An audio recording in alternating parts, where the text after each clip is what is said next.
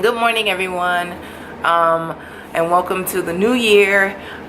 I want to come to you guys today and I want to talk to you guys about goal setting, and more specifically, or resolutions, or whatever, if you will. More specifically, I wanted to talk to you guys about weight loss and healthy lifestyle changes and health and fitness goals, and a few things that I am doing to kind of get to keep my goal, or to meet my goal and keep my resolution, if you will. So I'm going to jump into it. I don't want to keep you guys too long, so I'm going to get right into it. The first thing that I'm going to be doing, and they're all somewhat unconventional, some people may have done this, some people may have not, but if I can help someone with these tips, then I definitely am just going to share it. So the first one is creating a sweat jar, and I felt like I saw this before, either on Instagram or on Facebook or YouTube.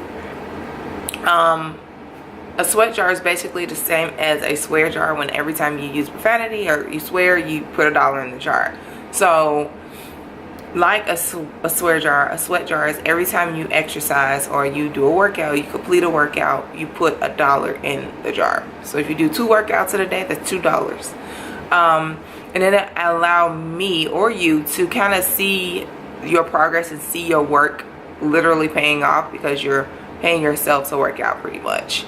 Now, if you don't have the dollars, if you don't have a jar, you can make a separate account or put it into your savings account. For me, I would rather have the actual physical, because I realize I am a visual person, partially. And that will help me with like issues with instant gratification, because sometimes when you're working out, you're like, I can't, like, but if you are working out over a week and you work out over a month, you'll see your money piling up. You see that, oh, it's a monetary reward, so you can actually see your reward outside of just a physical reward. When you get to your goal, let's say after 4 months, not necessarily a goal, but after 4 months you've worked out, you've lost about 10 pounds, about 15 pounds or 20 pounds, depending on your pace, depending on because you don't have to rush into it.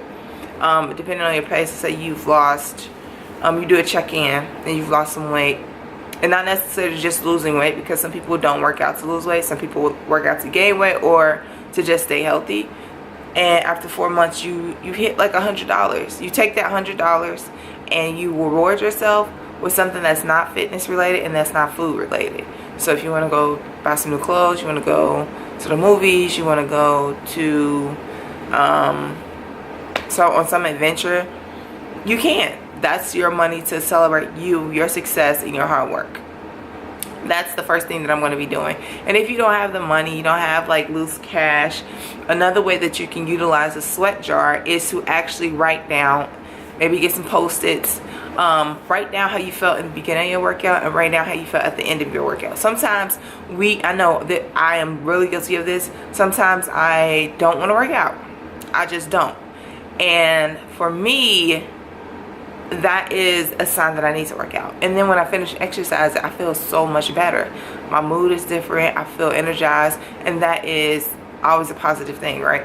So that's a way that you can use the sweat jar. And then when you do have the money, you can count out your, how many Post-its you put, and then there you go. You have the amount of money that you can, of Post-its, which will equal or transfer into the amount of money that you can allow yourself to reward yourself with. Especially if you're on a tight budget, you can't really afford it right now. When you get on a budget that's just a little bit more flexible, you know exactly how much money you can reward yourself with. The second thing that I'm going to be doing to kind of hone in on the body type that I want is actually 2 in 1. So the first thing I'm going to do is I'm going to get a picture of myself, which I do have. I have a picture of myself of where I was when I was about a size 10. I'm about a size 16 now. So getting a picture of myself when I was like, I felt my best, I felt at my peak physically and health wise. Some people are like, well, when I was in high school. And then, well, when you were in high school, then get the picture of when you were in high school, because that's what your goal is.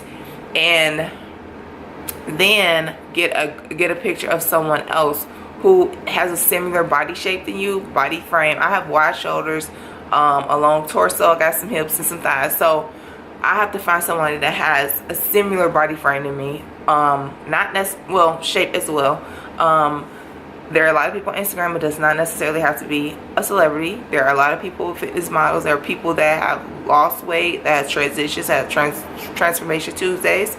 You can see how where their fat was packed, and if your body is the same, and then they have a body that's similar to what you want, then you have that picture of them, and you know that, okay, this is how their body was, this is how my body could be. Not necessarily saying that is exactly how it's going to be, but those are two things that I have. A picture of myself when I was at a body weight and a body type that I was more comfortable with, and then a picture of someone else so I could kind of kick my body up a notch. I kind of struggle. I have 3 people. I'm trying to narrow it down to 1. And I'll show you guys that in another video. So that's the second thing that I'm going to be doing, and I think it's 4 things total, so I don't know if I told you 3, but I know it's 4. The third thing that, so you have the sweat jar, you have the actual visual of how you want your body to be. What do you want your body to look like?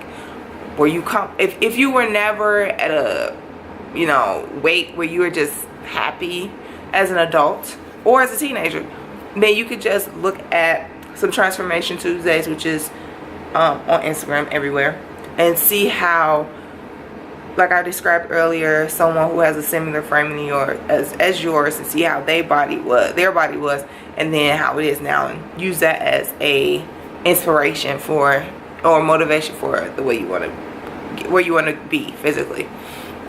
The third thing, I'm rambling, I feel like. The third thing that I'm going to be doing is setting, I want to say small goals, but creating action plans, weekly action plans. I say you can it could be a goal or just an action plan. So for me, like this current week, I'm recording in this the first week of January. So the 1st through the 6th, my goal, the 1st through the 5th, my goal is to focus on my eating. Eat healthier, eat more vegetables, eat fruit, eat protein, chicken breast, fish, things like that, and to cut out processed foods. That is my goal the very first 5 days of January. Now don't get me wrong, I'm focusing on this throughout the year, but I want to start to, and I stack my goals. So this week when I'm recording this, it is well, last week rather, it is focusing on my food, eating more whole foods, eating healthier foods. And then next week, well, this week when you're watching this, my goal is to, or my actions for this week is to go to the gym 3 times. I have to set it where I'm going to the gym 3 times. Now, what exactly I'm going to do at the gym, I don't know. I will work out. I'm not just going there to hang around. And more than likely, I'm going to focus on cardio. But we'll see. I may throw some weights in there. But my goal / action plan for this week, as of the 6th of January, my week starting on Sunday, is to go to the gym 3 times, and of course continue to eat healthy. So you see how it kind of stacks up. And then the next week you go to the gym. Maybe you go to the gym 2 times, but you're still going to the gym and you're still eating healthy. So, and then the week after that, maybe you have you want to do, maybe run for an hour, I don't know. But that is basically the point of like setting weekly action plans, so weekly goals to meet, just to kind of slowly progress as to where you want to be throughout the year. The 4th thing that I struggle with is being patient. So that's one thing that I'm going to be focusing on this year, is to basically be patient. If you eat right, if you exercise, if you be patient, your body will reward you. And I have that actually on my vision board, because I found that in the past, my thing was instant gratification, because we all love instant gratification. So that is something that I want to do, is what I'm striving to do, is be patient and not worry about, oh well, I need to lose 10 pounds in a week. That's kind of unhealthy and unrealistic for me. Somebody else that may be a little heavier may be able to do that, but for me, I don't want to lose 10 pounds. I want to gradually transform my body so that it will remain the way it is, and want it to get to where I want it to be, and then I could just maintain it.